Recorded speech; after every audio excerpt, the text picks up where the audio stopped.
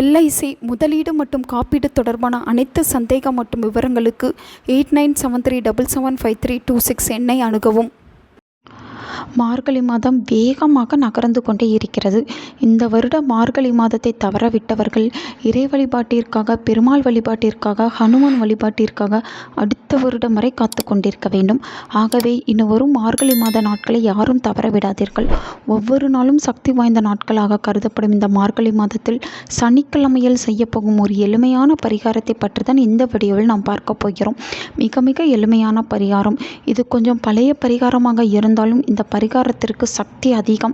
எப்பவும் போலத்தான் மார்கழி மாதம் நாளை காலை பிரம்ம முகூர்த்த நேரத்தில் எழுந்து சுத்தபத்தமாக குளித்துவிட்டு வாசல் தெளித்து கோலம் போட்டு விளக்கு ஏற்றி வைக்கவும்.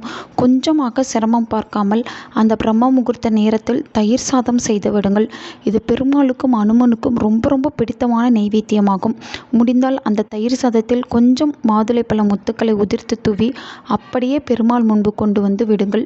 மனநிறைவாக பிரார்த்தனை செய்து கொண்டு வெறும் வெள்ளை காகிதத்தை எடுத்து அதில் 4 பக்கமும் மஞ்சளை தடவி ஒரு பேனாவை எடுத்து கையில் வைத்துக் கொள்ளுங்கள். ஸ்ரீராம ஜெயம் ஸ்ரீராம ஜெயம் ஸ்ரீராம ஜெயம் ஸ்ரீராம ஜெயம் என்று 108 முறை எழுதுங்கள். உங்கள் வாழ்வில் எவ்வளவு பெரிய துன்பம் இருந்தாலும் சரி, அந்த துன்பம் விலக அந்த ஏழுமலையானை, அந்த பெருமாளை மனமுருகி பிரார்த்தனை செய்து கொள்ளுங்கள். அனுமனையும் பிரார்த்தனை செய்து கொள்ளுங்கள். பிறகு அந்த பேப்பரை மடித்து பெருமாள் படத்திற்கு முன்பு வைத்து விடுங்கள். அவ்வளவுதான். நீங்கள் பெருமாளிடம் வைத்த கோரிக்கை அடுத்த மார்கழி மாதத்திற்குள் நிச்சயம் நிறைவேறும். என்ன மாதிரி வேண்டுதலை வைக்கலாம்? என்ன வேண்டுதல் என்று கேட்கவா வேண்டும்? இறைவனிடம் கேட்பதற்கு என்ன தயக்கம்?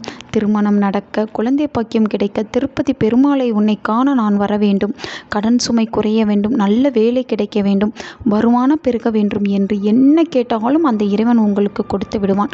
நிறைய பேருக்கு திருப்பதிக்கு செல்ல வேண்டும் என்ற ஆசை இருக்கும். ஆனால் நேரமும் காலமும் கை கொடுக்காது. அந்த பெருமாள் உங்களை திருப்பதிக்கு வர வைக்க வேண்டும் என்றாலும் பிரார்த்தனை வைக்கலாம். கூடிய சீக்கிரம் திருப்பதி பாலாஜியை காணக்கூடிய பாக்கியம் உங்களுக்கு கிடைக்கும். இந்த எளிமையான பரிகாரத்தை மார்கழி மாத சனிக்கிழமை செய்பவர்களுக்கு நிச்சயம் நல்லதே நடக்கும். உங்கள் நண்பர்களுக்கும் உங்கள் உறவினர்களுக்கும் இந்த வீடியோவை ஷேர் பண்ணுங்க.